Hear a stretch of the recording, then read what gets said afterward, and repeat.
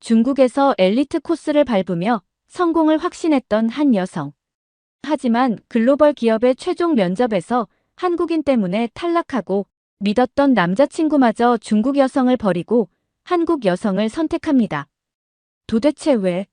그 답을 찾기 위해 한국을 방문한 그녀는 예상치 못한 현실과 마주하게 되는데요. 과연 그녀가 본 한국은 어떤 모습이었을까요?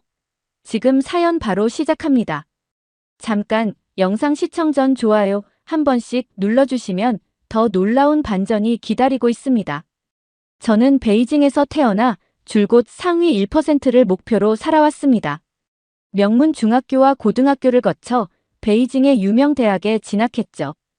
부모님은 기업을 운영하셨고 저는 경제적으로 부족함 없이 자랐어요. 하지만 저는 단순히 부모님의 도움에 기대고 싶지 않았어요. 학점 관리도 철저히 했고 대외 활동도 적극적으로 했어요. 교수님들도 저를 우수한 학생이라고 평가했고 친구들은 제 미래가 보장된 것처럼 말하곤 했습니다. 저는 세상이 제 중심으로 돌아간다고 믿었어요. 명문대를 졸업하면 자동으로 사회의 상위층에 속할 줄 알았죠. 학점도 좋았고 대외 활동도 탄탄했으며 교수님들의 기대까지 받았으니까요. 중국에서 성공한 사람들은 이런 길을 밟아왔으니 저도 그렇게 될 거라 생각했습니다. 하지만 현실은 제가 예상한 것과 너무 달랐어요. 졸업을 앞두고 기업 인턴을 하며 안정적인 취업을 기대했지만 경쟁은 상상 이상으로 치열했죠. 제 스펙이 부족한 것도 아니었고 명문대 졸업이라는 타이틀도 있었어요. 부모님의 인맥까지 활용할 수 있는 입장이었기에 저는 당연히 유리할 거라 생각했는데 그것만으로는 부족했던 거예요. 저는 한때 세계적인 글로벌 기업의 채용 과정에서 최종 면접까지 올라간 적이 있었습니다. 당시 면접장은 긴장감으로 가득 차 있었고 경쟁자들 중에서도 저는 가장 뛰어난 학벌과 경력을 자랑한다고 믿었어요. 면접관들이 던지는 질문에도 막힘없이 대답했고 제 발표는 완벽하게 흘러갔죠. 그 자리에서 함께 경쟁했던 한국인은 저와 같은 대학을 다녔던 친구 서연이었어요. 대학 시절 저는 서연이를 한 번도 경쟁 상대로 생각한 적이 없었어요. 그녀는 저보다 학점도 낮았고 특별한 인맥도 없는 평범한 학생이었거든요. 저는 학문적으로 뛰어난 교수들과 친분을 쌓으며 엘리트 코스를 밟았지만 서연이는 조용하고 소박한 성격으로 눈에 띄지 않는 학생이었어요. 그래서 저는 한국인 서연이를 무시했습니다. 이 친구가 졸업 후 제대로 된 직장을 구할 수 있을까? 라는 생각을 할 정도로 존재감이 없는 아이였거든요. 그런데 졸업 후 몇 년이 지나고 저는 이 면접장에서 서연이를 다시 만난 것이었습니다. 서연이는 한국 기업에서 실무 경험을 쌓고 국제적인 프로젝트에도 참여했다고 했어요. 잠깐의 반가움을 뒤로한 채 저는 속으로 비웃었어요. 서연이가 최종 면접까지 왔다고. 그래도 이 정도 경쟁자는 쉬운 상대지. 면접 당일 저는 모든 질문에 완벽하게 대답했고 논리적으로 빈틈없이 발표를 마쳤어요.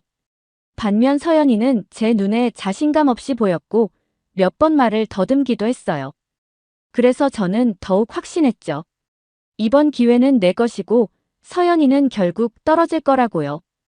그런데 최종 발표 날 합격자 명단에서 제 이름은 없었고 대신 서연이의 이름이 올라가 있었습니다. 그 순간 머릿속이 하얘졌어요. 도저히 믿을 수가 없었죠. 내가 면접 성과도 좋았고 질문에도 논리적으로 대답했는데 왜? 저는 면접관에게 직접 피드백을 요청했어요. 면접관이 내린 평가에서 저는 기술적 역량은 뛰어나지만 문제 해결력과 창의성이 부족하다는 지적을 받았어요. 반면 한국인은 문제 해결 능력과 창의적인 접근 방식이 돋보였다는 이유로 선택되었죠. 저는 도저히 이해할 수 없었습니다. 중국 최고의 교육을 받은 저보다 서연이가 더 나은 평가를 받다니 말도 안 되는 일이었죠. 면접관들은 중국식 사고방식을 문제로 삼았지만 저는 그들의 기준이 편향되었다고 생각했어요. 기껏 한국인이나 합격시키는 수준 낮은 면접관들이라고 비웃고 싶었어요. 이런 기업이라면 굳이 들어갈 필요가 없겠다는 생각이 들었죠. 저는 오히려 당당하게 이 회사를 나왔어요. 내 가치를 알아보지 못하는 곳에 남아있을 이유가 없잖아. 그렇게 스스로를 다독이며 자존심을 지키려 했습니다. 하지만 내심 찝찝한 기분은 떨칠 수 없더라고요. 그날 저녁, 저는 남자친구에게 전화를 걸었어요. 평소라면 당당하게 제 상황을 설명했겠지만 오늘만큼은 자존심이 상해서 말문이 쉽게 열리지 않았어요. 하지만 그는 제 목소리만 듣고도 무슨 일이 있었는지 바로 알아차리곤 저를 위로해줬습니다. 제 남자친구는 명문대 출신으로 글로벌 기업에서 고위직을 맡고 있었고 재력도 상당해요. 바쁜 일정 속에서도 저의 이야기를 진지하게 들어주고 공감해주는 자상한 남자였습니다. 어디 그뿐만인가요? 제 남자친구는 업무 능력은 물론이고 인맥도 넓어서 어디를 가든 환영받는 사람이었죠. 그는 최고급 세단을 몰고 다녔고 도심 속 전망 좋은 펜트하우스에서 살았어요. 그는 언제나 제게 넌 특별한 사람이야 라며 자신감을 심어주었고 저는 남자친구의 존재 덕분에 세상이 아직 제 편이라는 느낌을 받았어요. 그런 남자친구가 저를 위해 특별한 저녁 식사를 준비해주고 해외 명품 브랜드의 최신 컬렉션을 선물해줄 때마다 제 삶이 특별하게 느껴졌습니다. 그리고 남자친구의 배경과 성공을 보며 이 사람과 함께라면 내 인생도 탄탄대로일 거야라는 확신이 들었죠. 저는 당연히 그와 결혼할 것이라고 믿었습니다. 오랜 시간 함께하며 그가 제 인생의 동반자가 될 것이라 의심조차 하지 않았죠. 하지만 어느 날 제가 남자친구에게 결혼 이야기를 꺼냈을 때 남자친구의 표정이 순간 어두워지더니 애매하게 변했습니다. 대답을 망설이던 그는 조심스럽게 입을 열었고 저는 순간적으로 불안함을 느꼈습니다. 그는 결혼에 대해 진지하게 생각해 본 적이 없으며 저를 좋은 사람이라고 생각하지만 미래를 함께한다고 생각은 해본 적이 없다고 말했어요. 그 말을 듣는 순간 머릿속이 하얘졌습니다. 저는 우리의 관계가 결혼으로 이어질 것이라고 굳게 믿었는데 정작 그는 그저 즐거운 연애로만 생각하고 있었던 것이었습니다. 꿈꿨던 미래가 저 혼자만의 착각이었다는 사실을 깨닫자 가슴이 먹먹해졌습니다. 불안감과 배신감이 동시에 밀려왔고 무엇보다 제가 그동안 너무나도 확신했던 것이 무너졌다는 사실이 가장 충격적이었습니다. 그의 말이 계속 귓가를 맴돌았습니다. 좋은 사람이야 라는 말은 대체 무슨 의미일까요? 애정을 담은 위로인지 아니면 나와의 관계를 정리하려는 변명인지 헷갈렸습니다. 하지만 저는 아무런 반박도 하지 못한 채 그를 바라볼 수밖에 없었습니다. 어쩌면 이미 예감하고 있었던 걸지도 모릅니다. 그의 감정이 점점 식어가고 있었다는 것을요. 하지만 더 큰 충격은 그 이후에 찾아왔습니다. 얼마 지나지 않아 그는 새로운 여자친구를 사귀었다는 소문이 들려왔고 그녀는 한국인이었습니다. 처음엔 믿을 수 없었습니다. 우리가 함께 보냈던 시간들을 떠올리며 그가 그렇게 빨리 다른 사람과 사랑에 빠질 리 없다고 생각했습니다. 그러나 그의 SNS에 올라온 사진들을 본 순간 모든 것이 무너졌습니다. 그는 그녀와 한국의 유명한 레스토랑에서 식사를 하고 고급 브랜드 매장에서 쇼핑을 하며 환하게 웃고 있었습니다. 마치 저와 함께했던 순간들은 아무 의미도 없었다는 듯 행복해 보였습니다. 심장이 철렁 내려앉았고 숨이 턱 막혔습니다. 단순한 권태나 자연스러운 이별이 아니었습니다. 그는 저를 떠나 한국 여자로 환승한 것이었습니다. 저보다 학벌도 낮고 인맥도 없던 한국 여자와요. 그 순간 저는 참을 수 없는 배신감을 느꼈습니다. 한국이라는 나라에 대한 반감도 더욱 커져만 갔습니다. 겨우 한국 여자 따위가 라는 생각이 들었습니다. 그 감정이 점점 한국 사회 전체로 번져갔고 저는 한국을 비하하는 말을 주변에 늘어놓기 시작했습니다.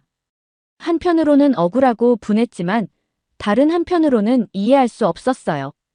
왜 서연이는 합격했고 왜 제 남자친구는 한국 여자와 연애를 선택한 걸까요? 답을 찾고 싶었던 저는 자연스럽게 그들의 SNS를 들여다보기 시작했습니다. 서연이의 계정부터 찾아보았어요. 회사 생활을 공유한 그녀의 게시물에는 한국어와 영어로 된 프로젝트 발표 자료, 글로벌 회의 참석 사진, 해외 출장 모습 등이 올라와 있었습니다. 댓글에는 동료들이 남긴 칭찬과 격려가 넘쳐났죠. 그녀는 단순히 운이 좋아서 합격한 것이 아니었어요. 실제로 능력을 인정받고 있었습니다. 저는 믿을 수 없었습니다. 대학 시절 평범하다고 생각했던 서연이가 이렇게나 전문적으로 성장했다는 사실이 이해되지 않았어요. 그녀는 어떻게 이런 자신감을 가지게 된 걸까요? 대체 한국이 뭐가 그렇게 특별하길래? 그리고 전 남자친구의 새 여자친구의 SNS도 찾아보았습니다. 그녀는 단순히 외모만 뛰어난 사람이 아니었어요.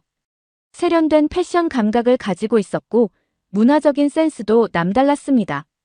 그녀가 올린 글과 사진들은 단순한 일상을 기록하는 것이 아니라 하나하나 스타일과 감각이 느껴지는 것이었어요. 그녀가 일하는 회사에서 개최한 행사 사진에서는 정리정돈된 사무실과 프로페셔널한 분위기가 느껴졌어요.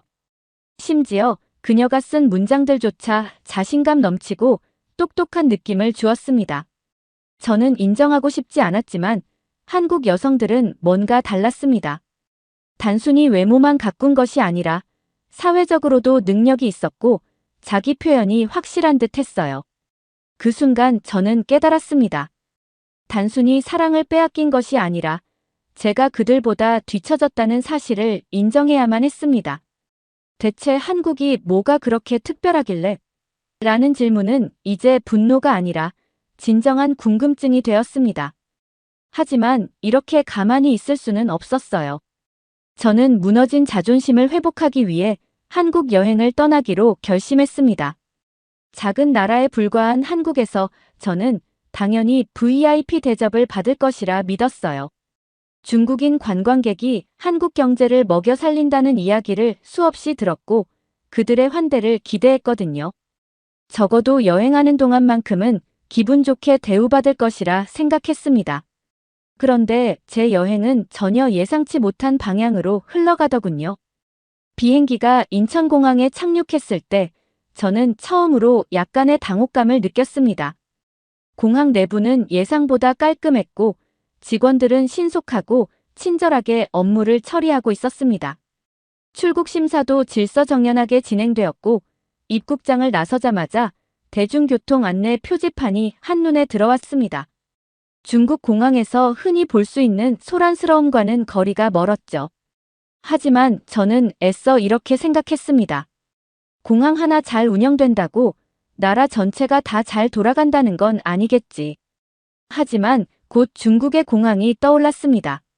베이징 국제공항도 최신 시설을 갖춘 터미널이 있지만 매번 그 혼잡함과 소란스러움에 피곤함을 느끼곤 했죠. 출국 심사장에서는 언제나 사람들이 몰려들어 서로 먼저 나가려고 밀치고 줄을 서도 새치기 하는 사람이 많았습니다. 직원들은 지친 표정으로 기계적으로 업무를 처리했고 때로는 무뚝뚝한 태도로 짜증 섞인 응대를 하기도 했죠. 그에 비해 한국의 공항은 지나치게 조용하다는 느낌이 들었습니다. 모든 것이 체계적이고 직원들은 방문객 한 명 한 명을 정성스럽게 대하는 것 같았어요. 저는 일부러 고개를 돌리며 이런 생각을 했습니다. 너무 깔끔하고 조용하니까 오히려 불편한 거 아냐? 저는 당연히 택시를 타고 이동할 생각이었지만 주변 사람들이 자연스럽게 지하철로 이동하는 모습을 보고 궁금해졌습니다. 한국 지하철이 그렇게 좋다고 하던데 정말일까? 자동 발권기에서 표를 끊으려 했는데 옆에서 한 중년 남성이 다가와 도와주겠다고 했습니다. 예상치 못한 친절의 순간 당황했지만 그의 설명 덕분에 어렵지 않게 표를 끊을 수 있었습니다. 괜히 친절한 척하는 거 아닐까? 라는 의심이 들었지만 표를 받고 나니 조금 기분이 묘했습니다. 전광판에는 정확한 시간에 도착할 열차 정보가 표시되어 있었고 플랫폼에는 사람들이 조용히 줄을 서서 열차를 기다리고 있었습니다. 지하철을 타고 서울 도심으로 이동하면서 저는 또 한 번 놀랐습니다. 사람들이 조용히 줄을 서 있었고 지하철 내부는 예상보다 현대적이었습니다. 무료 와이파이도 제공되고 있었죠. 하지만 저는 속으로 이렇게 생각했습니다. 인구가 적으니 관리가 쉬운 거겠지.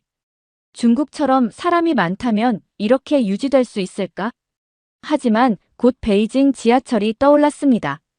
출입문이 열릴 때마다 사람들은 밀려들었고 서로 먼저 타려고 다투는 광경이 익숙했죠.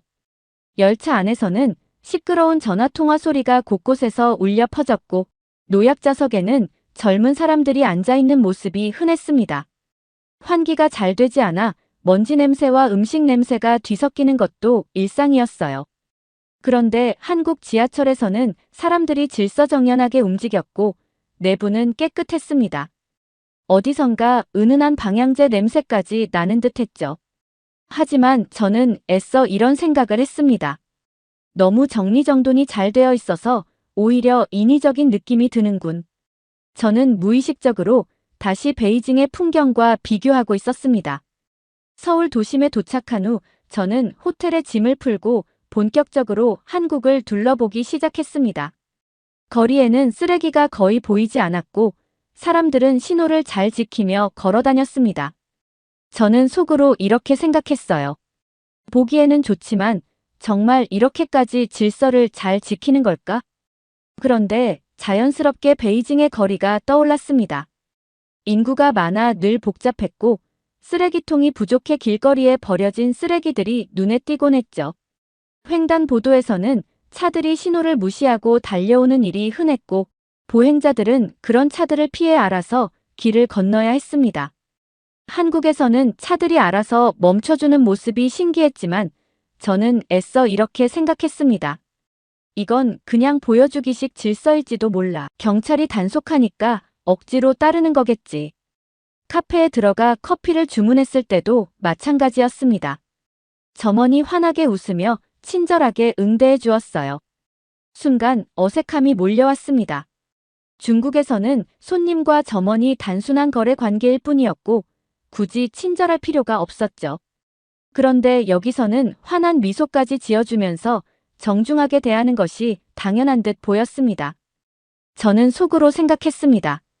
괜히 손님에게 잘 보여서 돈을 더 쓰게 하려는 전략이겠지. 하지만 이상하게도 그 친절이 나쁘지는 않았습니다. 오히려 서비스 자체를 넘어 상대방을 존중하는 문화라는 느낌이 들었습니다. 저는 여전히 한국을 무시하려 했지만 머릿속에서 자꾸만 중국과 비교하게 되었습니다. 왜 이런 차이가 나는 거지? 라는 의문이 떠올랐지만 저는 애써 생각을 지우려 했습니다.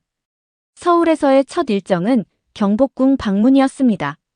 자금성과 비교하니 규모가 작고 소박해 보였어요. 역시 한국은 중국 문화의 그림자에 불과하다고 생각하며 주변을 둘러보았습니다. 붉은 기둥과 기와지붕이 조화를 이루고 있었지만 중국 황궁의 웅장함과는 비교할 수 없다고 여겼죠. 주변을 걷다 보니 한 무리의 관광객이 가이드의 설명을 경청하고 있었습니다. 가이드는 경복궁의 역사적 가치와 건축 양식에 대해 설명하며 한국이 독자적인 문화를 발전시켜왔다고 강조하고 있었어요. 그 말을 듣는 순간 저도 모르게 피식 웃음이 나왔어요. 독자적인 문화라니 결국 중국 영향을 받은 것 아닌가? 무심코 그렇게 말해버렸죠. 그 순간 제 옆에 있던 외국인 관광객이 갑자기 저를 빤히 바라보더니 한숨을 내쉬었습니다. 순간적으로 등골이 서늘해졌어요. 그녀는 단호한 목소리로 말했습니다. 당신 중국인이죠? 예상치 못한 질문에 저는 당황해서 아무 대답도 하지 못했습니다. 그녀는 제 표정을 확인하더니 그러면 이해가 되네요. 중국에서 교육을 그렇게 받았으니 이렇게 말하는 것도 이상하지 않죠. 하지만 전 세계 사람들이 다 당신처럼 생각하는 건 아니랍니다. 제 뒤쪽에서 서 있던 다른 관광객들도 그녀의 말에 동의하는 듯한 눈빛을 보냈습니다. 그녀는 한숨을 쉬더니 다시 말을 이었습니다. 전 중국에도 가봤어요. 베이징, 상하이, 시안 같은 유명한 도시들도 방문했죠. 처음에는 중국 문화가 정말 대단할 거라고 기대했어요. 역사도 길고 스스로 자부심을 갖는 나라잖아요. 그런데 직접 가보니 기대와는 전혀 달랐습니다. 거리는 온통 먼지투성이었고 관광지마다 사람들로 북적여 질서가 전혀 없었어요. 화장실에서 문을 잠그지 않는 사람들도 많았고요. 반면에 한국은 완전히 달랐어요. 깨끗하고 질서정연하고 무엇보다도 사람들이 친절했죠. 한국에서는 길을 물어보면 누구나 친절하게 도와줬어요. 그런데 중국에서는 무시당하기 일쑤였어요. 심지어 택시를 탈 때도 외국인이라고 바가지를 씌우려는 기사들이 많았죠. 그녀는 저를 똑바로 쳐다보며 다시 한번 말했어요. 그러니까 한국이 중국의 그림자라고요? 그 말을 들으니 웃음이 나네요. 오히려 중국이 한국을 본받아야 하는 거 아닌가요? 그 말에 주변 관광객들이 끄덕이며 웅성거리기 시작했습니다. 저는 순간적으로 아무 말도 할 수 없었어요. 제 말이 잘못됐다는 걸 인정하고 싶지는 않았지만 그녀가 말한 것들이 어쩐지 익숙하게 느껴졌습니다. 순간 베이징의 거리와 관광지들이 떠올랐어요. 중국에서도 깨끗하고 아름다운 곳이 있지만 동시에 무질서하고 불편한 점이 많았던 것도 사실이었죠. 길거리에서 침을 뱉거나 줄을 서지 않고 밀치는 사람들, 공공장소에서 큰 소리로 통화하는 모습도 자연스럽게 떠올랐어요. 하지만 그렇다고 한국이 더 낫다는 걸 인정할 수는 없는데 저는 속으로 그렇게 생각하며 애써 불편한 감정을 눌렀습니다. 괜히 더 따져봤자 저만 이상한 사람이 될 것 같았고 무엇보다 이 상황이 너무 불쾌했거든요.